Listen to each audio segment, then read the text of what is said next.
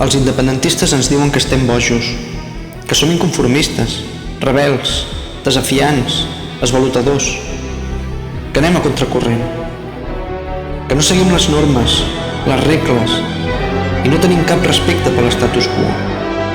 Ens poden citar, discrepar, glorificar-nos o menystenir. Però l'única cosa que no poden fer és ignorar-nos. Perquè nosaltres volem canviar les coses. Som els que impulsem noves maneres de veure la llibertat. On molts veuen bogeria, nosaltres hi veiem genialitat. Perquè només aquells que pensen que poden canviar el món, al final ho aconsegueixen.